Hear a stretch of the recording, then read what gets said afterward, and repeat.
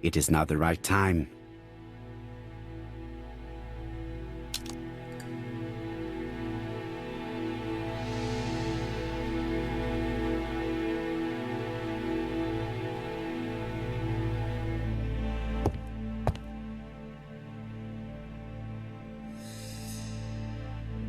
Most probably the basting dress repaired by Mrs. Marbury's expert hands.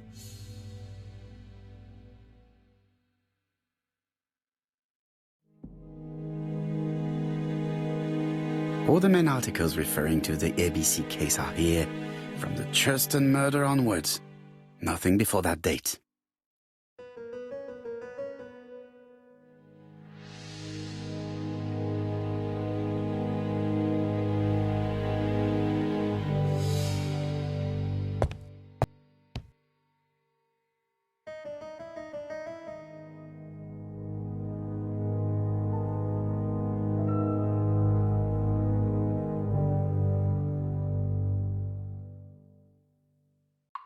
War of 1914-1918. By the King's order, the name of Corporal A.B. Cust, Devonshire Regiment, was published on the London Gazette on May the 10th, 1918, as mentioned in a dispatch for gallant and distinguished service. An army dispatch, wounded on the Somme front, victim of a gas attack. Corporal Cust greatly deserves his distinction.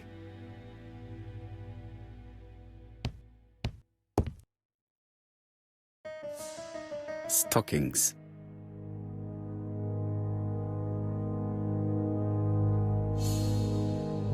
ABC Guide.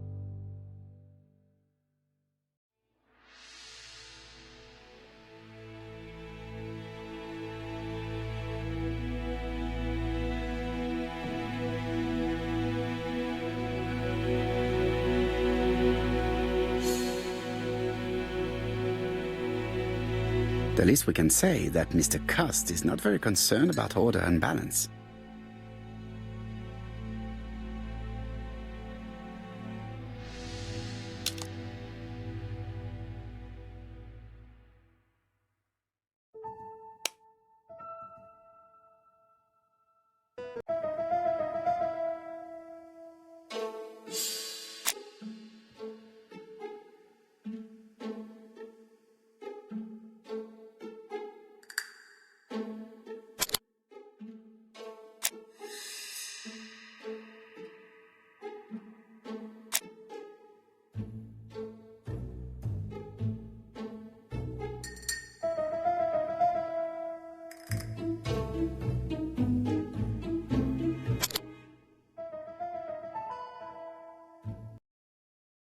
The register shows that Cust did not sleep at the guest house on the day of the murder.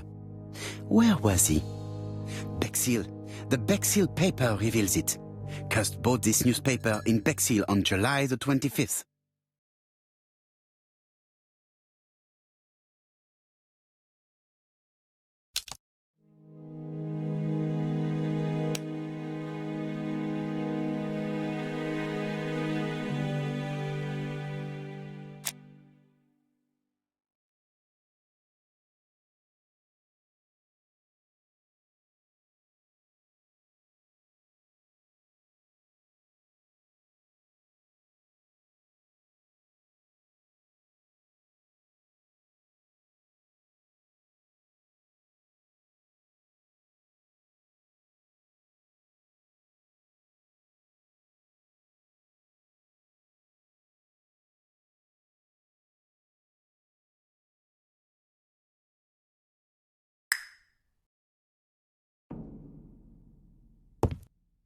It is not the right time.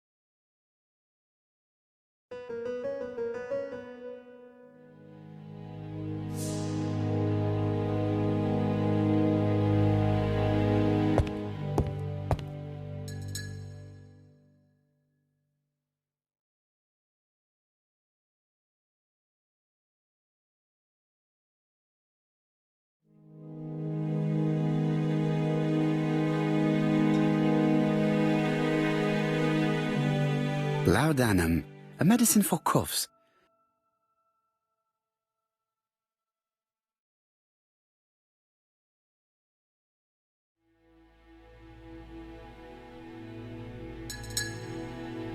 I know this medicine. It is a powerful sedative.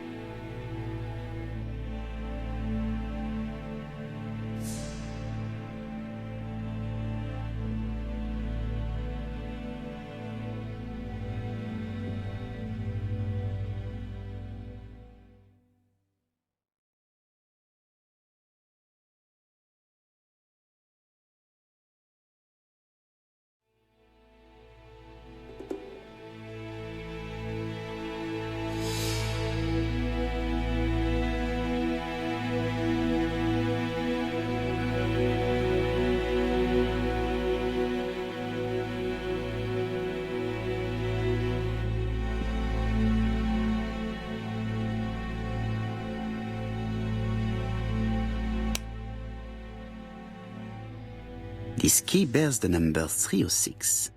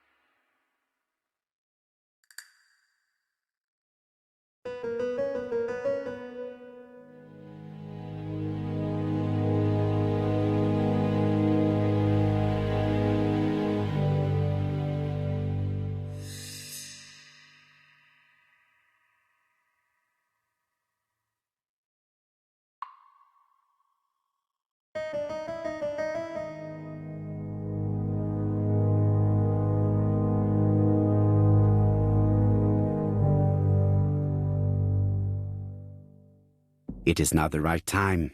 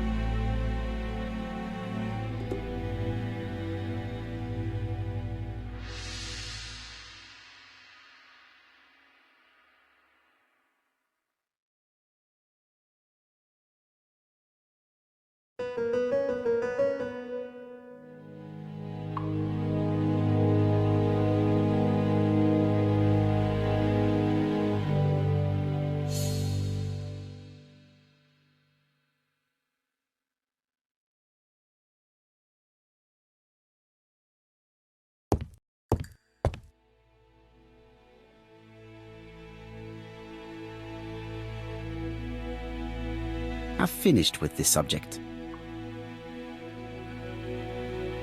Kirst is parsimonious. He keeps his pencils and sharpens them until there is nothing left. It is clear that he did not grow up in luxury.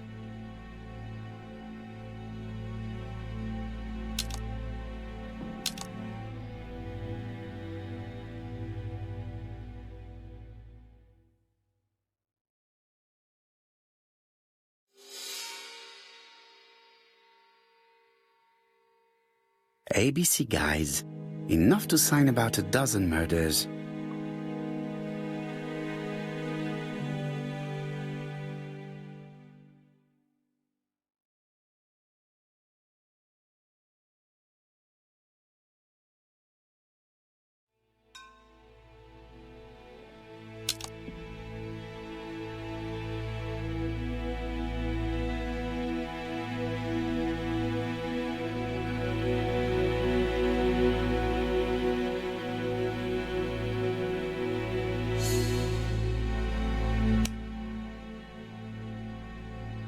I know this medicine. It is a powerful sedative.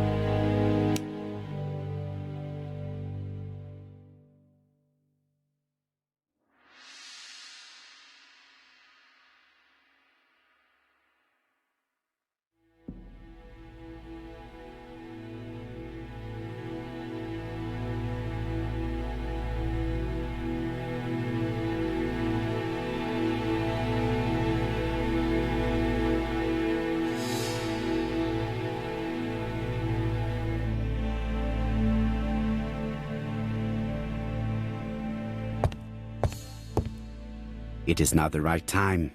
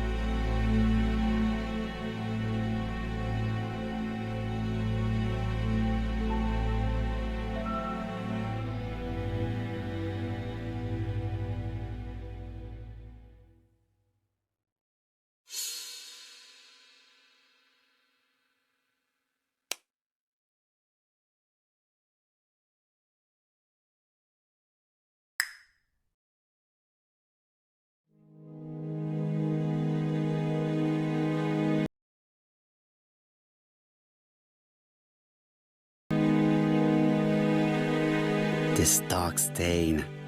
It could be blood, but goodness knows how long it has been there. No use continuing the inspection of this room. I've seen all there is to see.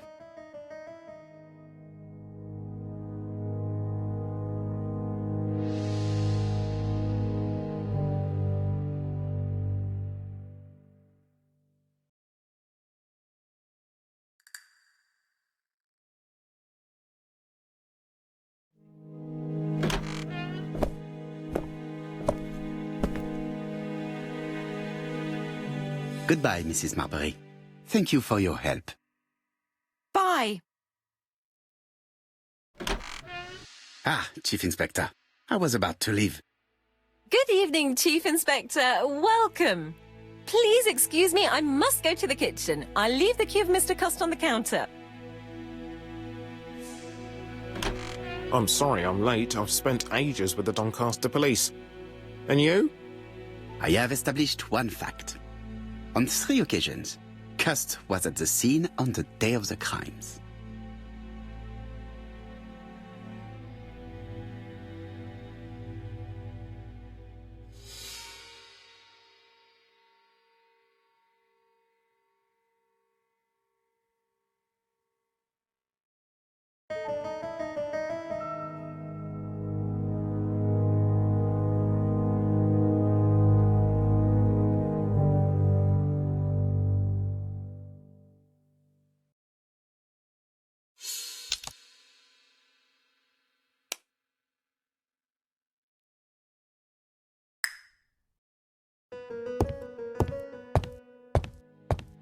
It is now the right time.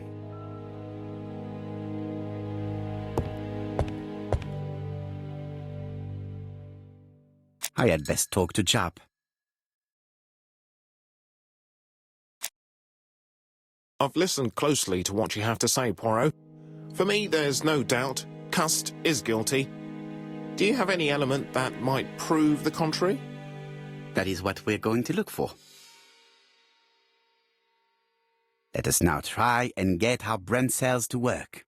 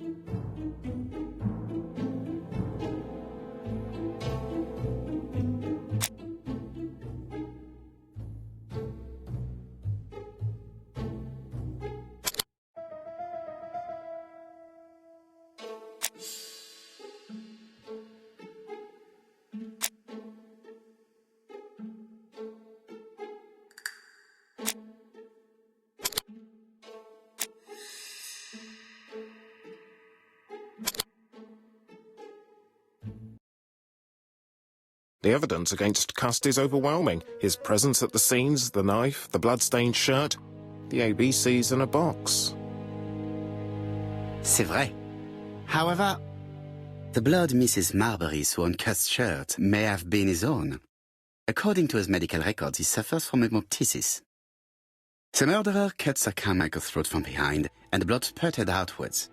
You would expect the murderer's shirt to be stained on the sleeves, not on the buttonholes, yet we see quite the opposite.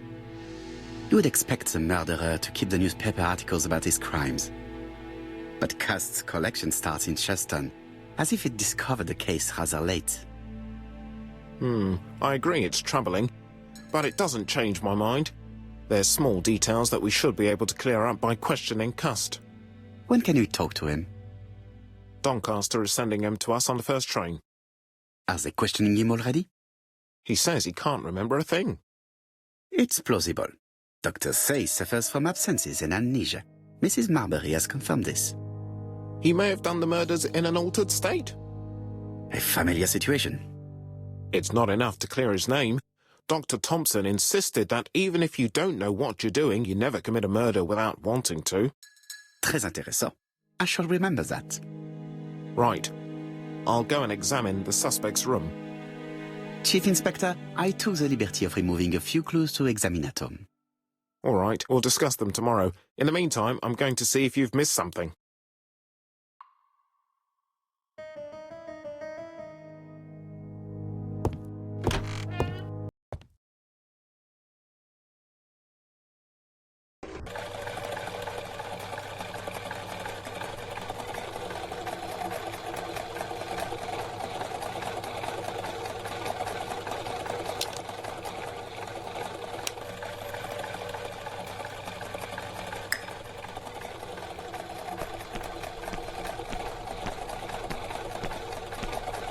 To Scotland Yard, please.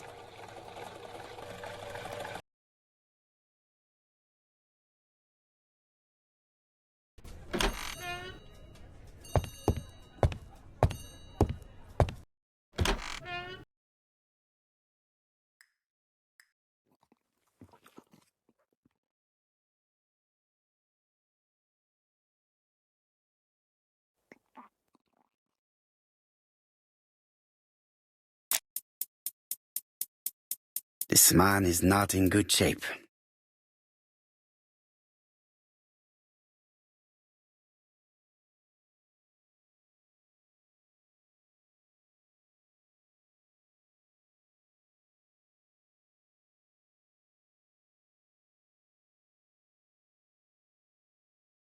He is worried and very tired, and other police have been hard on him.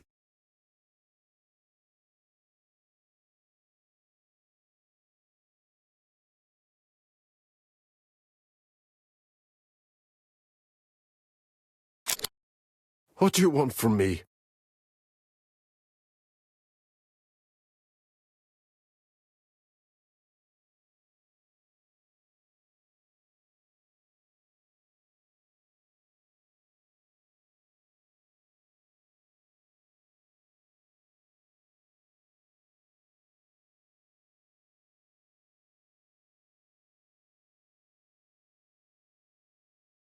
Good day, Mr. Cust.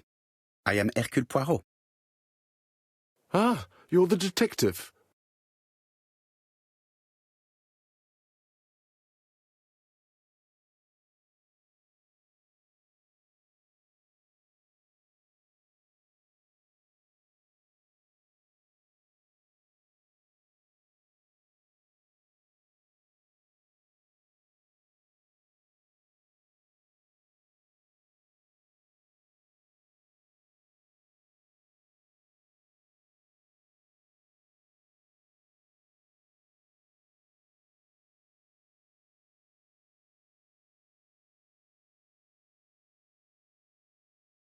Yes, I am the person you have been sending the letters to.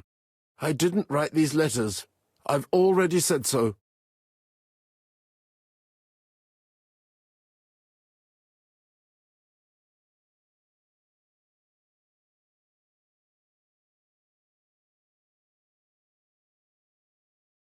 Très bien. You did not hide these letters. But the question remains, who did? Probably one of my enemies. I have many.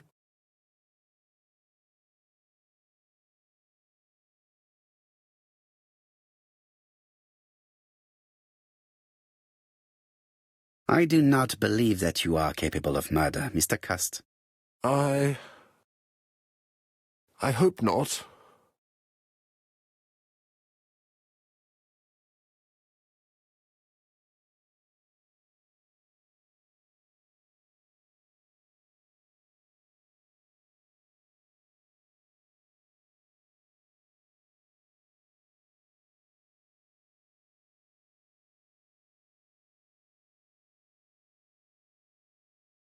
You suffered during the war. It's true. I was wounded. I suffered. But the army was the only place I didn't feel inferior. No questions. Just orders to follow. But ever since you were wounded, you have absences, bouts of amnesia. And headaches. Professor Clark treated you. Yes, a few years ago he really helped me with my burned throat.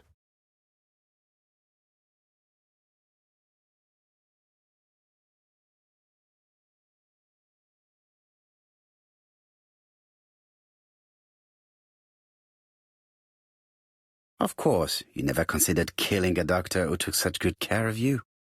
No, never.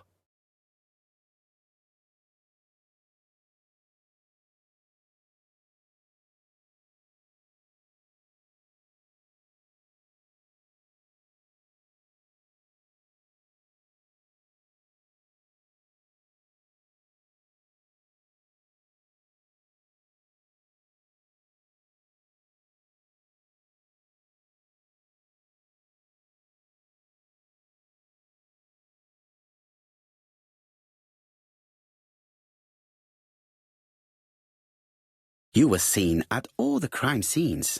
Yes, I was. I travel a lot, but not for pleasure. I am terribly unwell in trains. But I had to respect my engagements. My employer gave me very precise written instructions about the towns I had to visit. Let's see.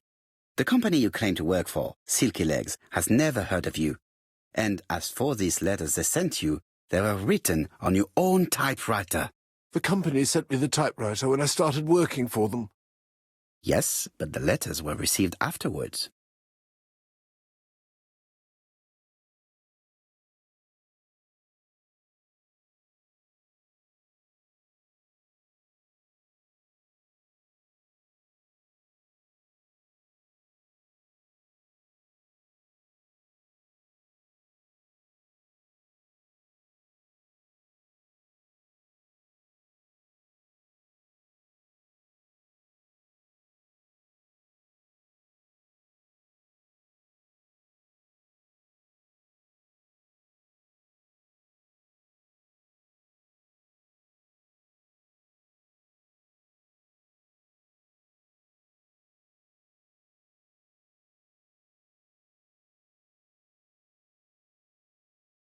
So it would appear that you typed them before sending them to yourself.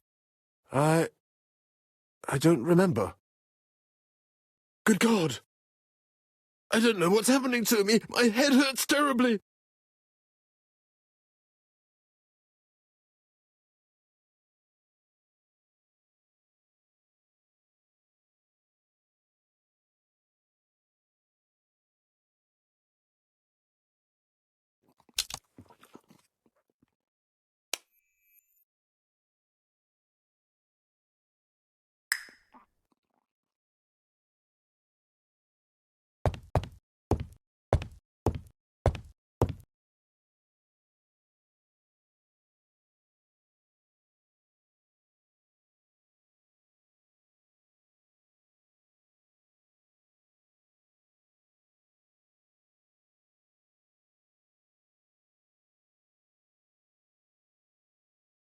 I know this medicine. It is a powerful sedative.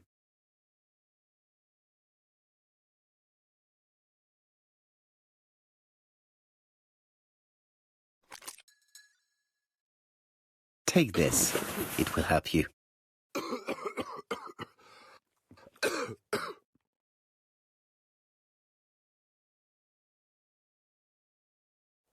Oh, I think I'll be fine.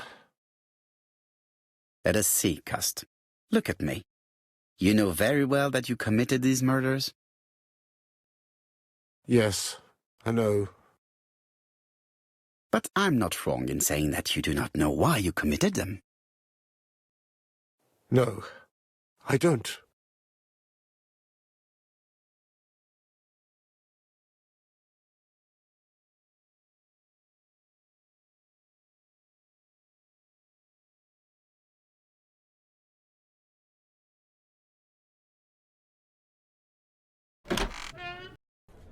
And what conclusions have you drawn? Plenty. It might help us to understand him a little better. Let us now try and get our brain cells to work.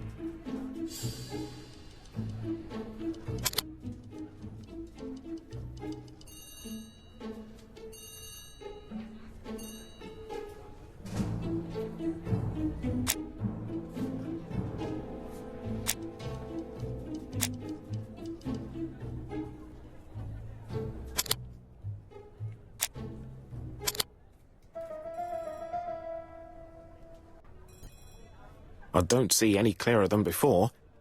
This is worse. There is one point to highlight. C'est curieux. Cust admits that he killed, but he does not know why. What did Dr. Thompson say? Even if Cust killed while in an altered state, it still must have been his deepest desire. He must have had a motive. Let's keep it simple. Never mind his motive. He confessed. But you see, he can confess to anything and everything. He denied the murders and then he confessed to them. He confirmed that he never typed the letters. Then, with great ease, I managed to get him say quite the opposite. Come on, he behaved like a guilty man. He lied to his landlady. Because deep down he believes himself guilty. From the papers, he noticed that he had always been at the scene of the crimes. He must think that he killed and then simply forgot what he had done. How can you be so sure? Let us look at his psychological profile. You will understand my point of view. Let us now try and get our brain cells to work.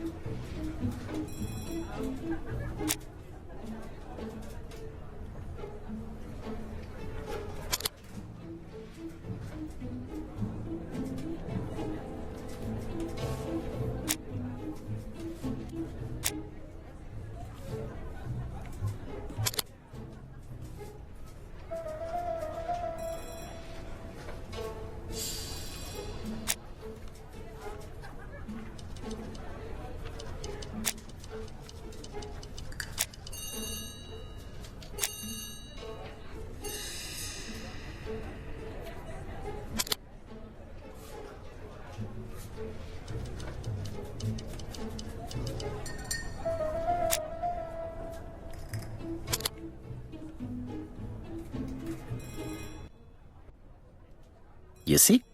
Cust's character is quite the opposite of the murderer's. But if he's a madman, can we really talk about his character? You know very well that our murderer does not behave like a psychopath. Apart from the signature, there is no ritual repetition in the choice of victims. Very well, you're right as always. So, we have no confession, no culprit, no suspects, nothing. And all that after 2 months of inquiry? What should I do? Have faith. Just give me 24 hours.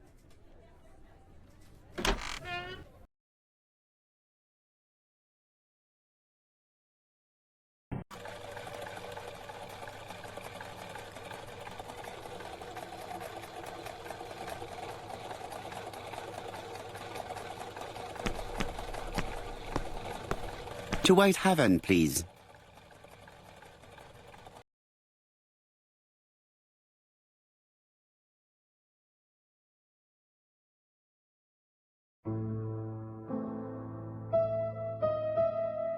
Cust's arrest is a great success for you, Poirot. It's all clear now, except maybe 1 or 2 details.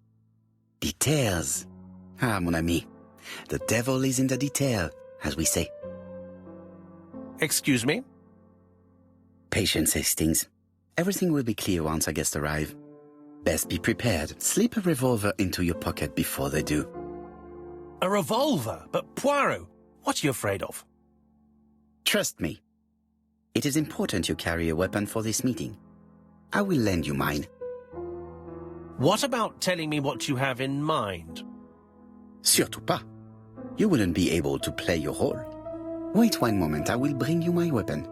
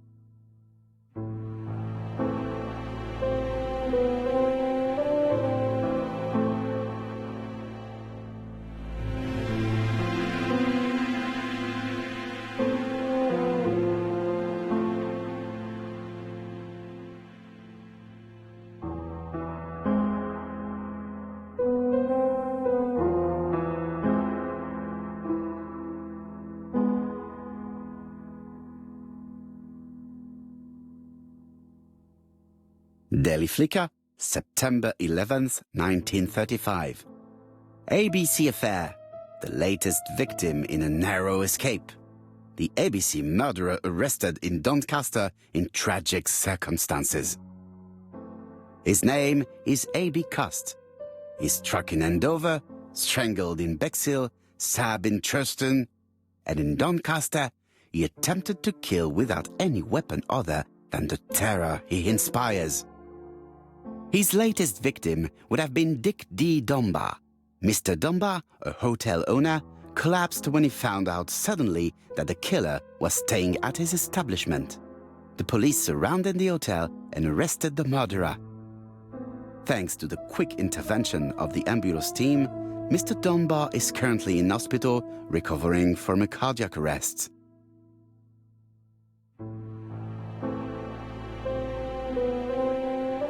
The Lancet, September 11th, 1935. General Medical Journal. The alphabet murderer is not psychotic, according to Professor Thompson. In an early issue, we claim that the alphabet murderer was not psychotic. Our assertion has just been confirmed by Professor Thompson, a Scotland Yard expert, who has spoken to the prisoner at great length.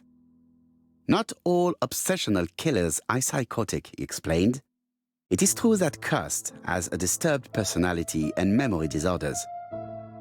But his amnesia, whether real or pretended, does not alter the fact that he was perfectly lucid at the time of his acts. Therefore, he will not escape punishment.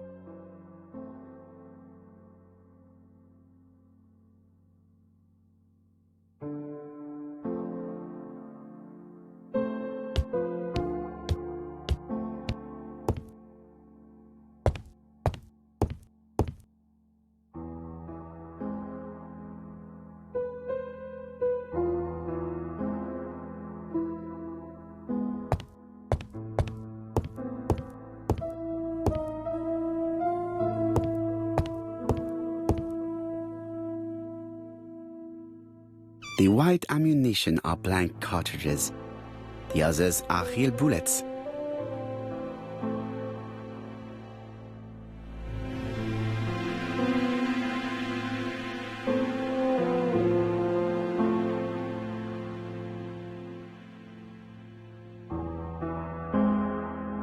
I have to choose the type of bullets to load.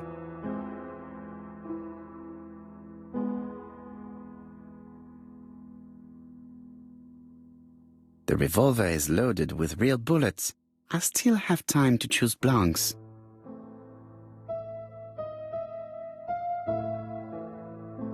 The revolver is loaded with blanks. I still have time to choose real bullets.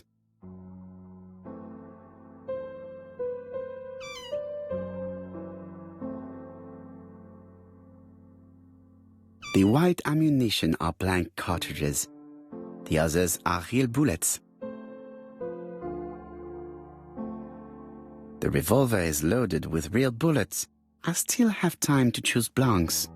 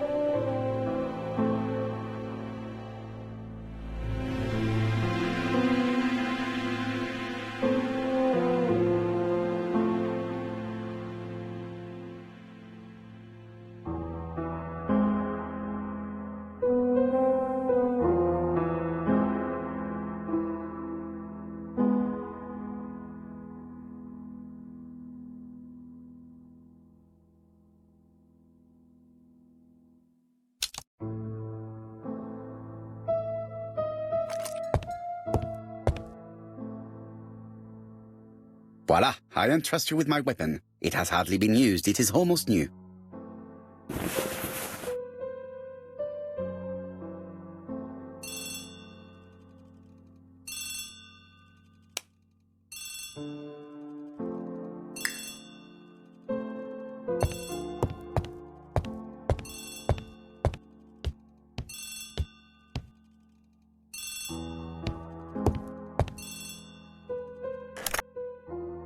Chief Inspector, is that you? Yes. Sorry, but we haven't found anything. Have you checked the typewriter? And the packaging, the letter, and the ribbon reel. We've only found prints left by Cust and his landlady. Well, never mind, I shall make do. So, are you still going to hold your meeting? Of course, Chief Inspector. I can hear my guest coming up the stairs. Why have you brought us here, Mr. Poirot? Since Cust's arrest, I thought it was all done and dusted. Miss Gray formally identified him, as well as Miss Barnard. Yes, and the stockings he saw drove the same brand as the ones found at my aunt's. This is all true. However, a case is not closed if some questions remain open. And one question is, why did the murderer send me his letters? Why did he challenge me, Hercule Poirot? Perhaps he wanted to play with you, to taunt you. Xenophobia? Maybe he didn't like you because you're foreign. I may be wrong, but maybe by provoking you, he was looking for glory? All these theories should be studied. Let us now try and get our brain cells to work.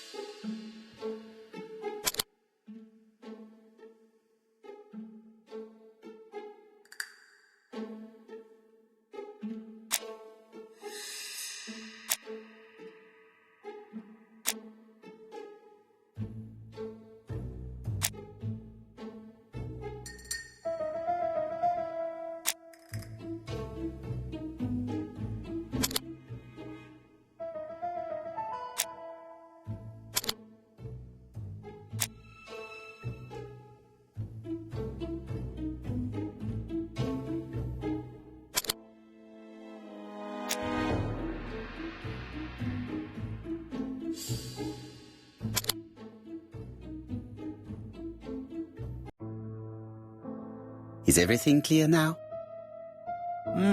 You might like to explain your reasoning again. Of course. First of all, remember that the murderer made it a rule to always post his letter before the murder. He never digressed from that rule. However, in Churston, he encountered a problem. The village has only 500 inhabitants. With advance warning, it would be easy to arrest him. Therefore, the murderer delayed his letters deliberately with the wrong address. The plan wouldn't have worked if he'd sent it to Scotland Yard or the papers because everybody knows their addresses. The mistake would have been corrected and the letter would have been on time. That is why the murderer chose me as the recipient. Because for his plan to succeed, it was necessary for at least one of the letters to have a wrong address and get lost. It was very cunning. Absolument. It is a very subtle plan. It matches the profile we have drawn up of him perfectly. That of an intelligent, daring and calculating murderer. But that's not how you describe Cust. You are quite right, mademoiselle. Like you, I find it hard to believe that this dull character is the clever murderer we are looking for. Do madmen... I mean, if he's mad, he might have two very different sides. No doubt. But the murderer is not mad. All the specialists agree that he does not have the profile of the psychopath. But if Cust is not guilty, how do you explain his presence at the scene of the crimes? Mr. Clark, the answer to your question is in the medical records of your brother's patients. Documents which Cust most certainly did not have access to. Let us now try and get our brain cells to work.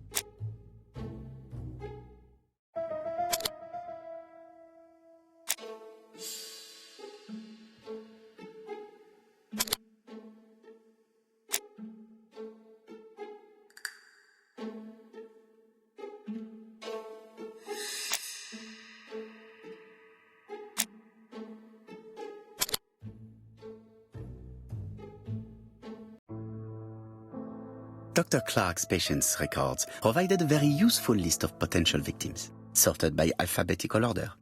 The killer definitely used it, explaining the fact that all the victims were former patients of the doctor. It is this fact that clears Cust once and for all, because he never had access to these records. So how did he happen to be at the scene of the crimes? Either the murderer sent him there, or Cust was following him closely. Cust's highly suggestible nature leads us to the second hypothesis. The murderer was manipulating him. He systematically sent Cust to the towns where he was going to strike, so that the suspicion would land on the poor man's shoulder. That's evil. What sort of killer could have such a plan? And what would he gain from 3 completely different murders? Indeed, it seems unlikely that the same murderer committed all the crimes. What should we take from that?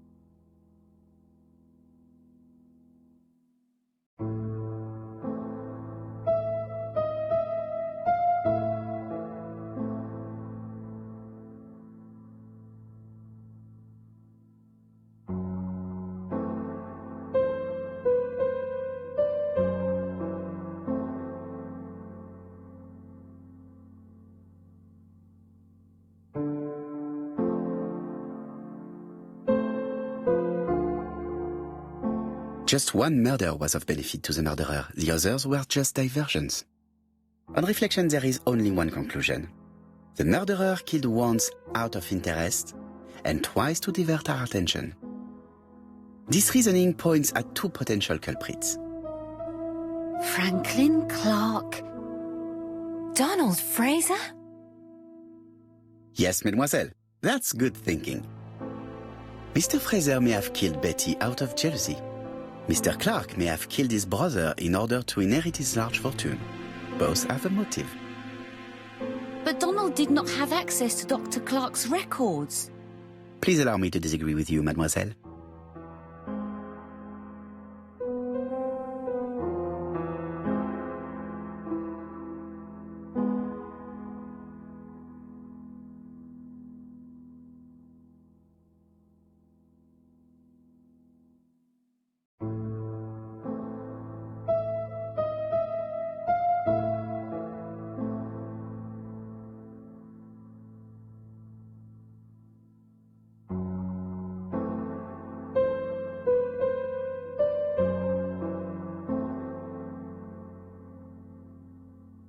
He works for Court and Brunskill, one of whose clients was Sir Carmichael.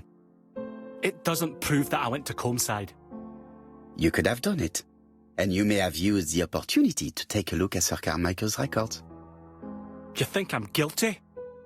You or Mr. Franklin Clark? That's ridiculous. Both of you have a motive.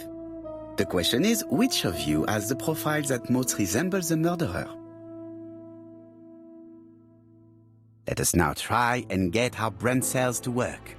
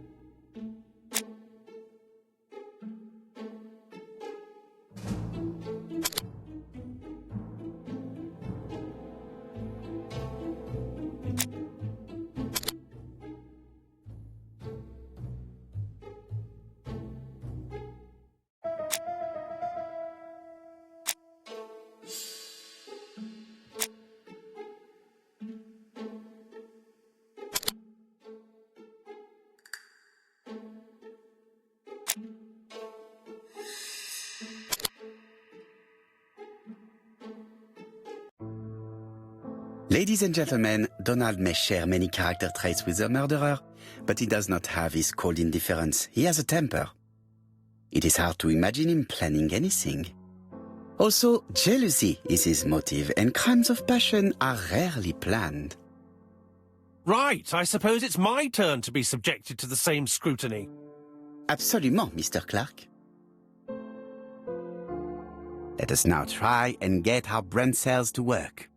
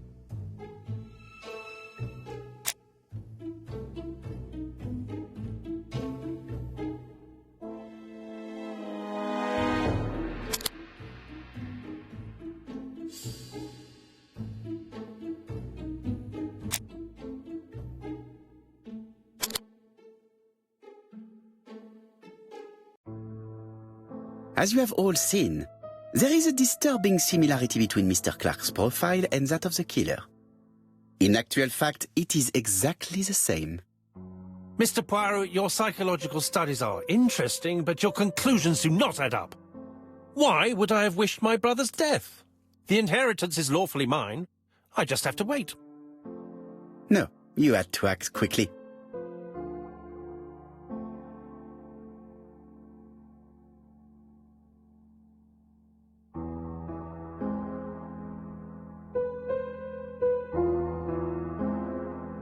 Because of Miss Grey. Mademoiselle, although you haven't been telling the truth, there is no doubt in my mind that you would have found a way to marry Sir Carmichael after Lady Clark's death. For you, Mr. Clark, it was a disaster. If Miss Grey had children by your brother, you would not have inherited a thing. You realized the danger after reading several letters from Comside, especially one in which your brother opened his heart to you. So you hurried home from China, and you took action. In truth, Cust was no more than a puppet manipulated by the real culprit. You, Mr. Clark. Such an imagination, Mr. Poirot. In fact, nobody manipulated Cust. The famous instructions he received by post. He wrote them on the typewriter. We know that for sure. Oh, no. You know perfectly well. That is not true. Eh bien, voilà. Light has now been shed on the ABC murders. Your theories are ingenious, but you haven't any proof. One point to him. For the moment, I have no material proof.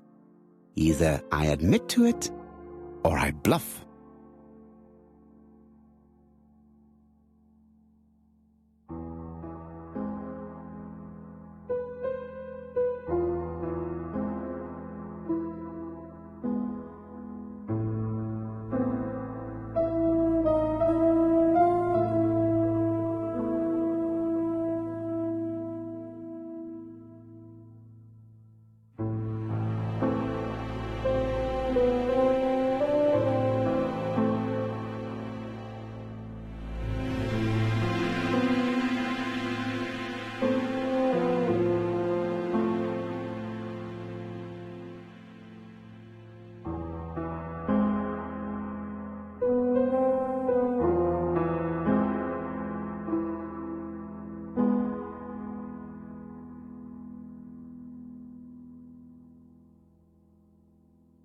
One thing proves it. The prints you left on Cust's typewriter. Enough. Oh, of course you wiped the typewriter before sending it. But not carefully enough. Scotland Yard has found your print along with those of Cust. I understand why you never wanted to lend me your new typewriter. And why you were searching through your brother's things. And the hole you dug on the moors. What did you hide there? The knife you used to kill your brother? Game, set, match. You win, Mr. Poirot. But it was worth trying.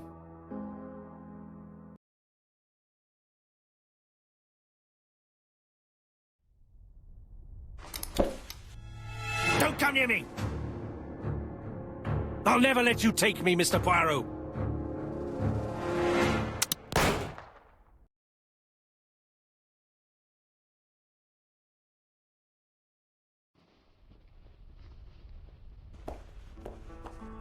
Took the law into his own hands.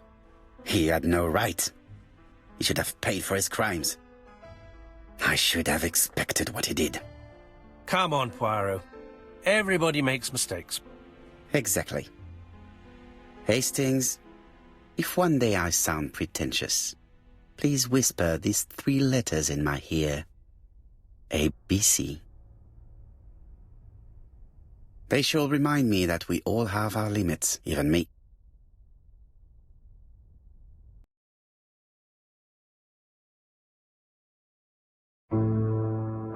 Disappointed at having missed the chance to become Lady Clark, Thora Grey left England.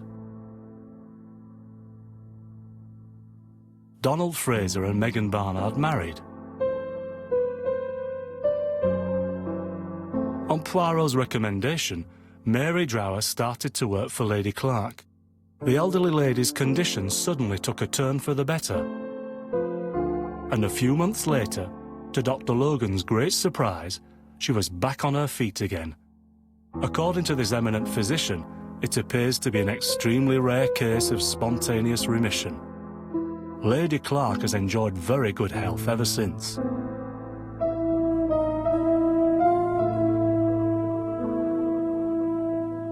Journal of an Innocent, the incredible story of ABC. As for A.B. Cust, after being advised by Poirot, he made a great deal of money by selling his story to the press. And as for me, and with business booming, the Black Swan has become the #1 tourist attraction in the whole of Yorkshire, even more popular than York Minster.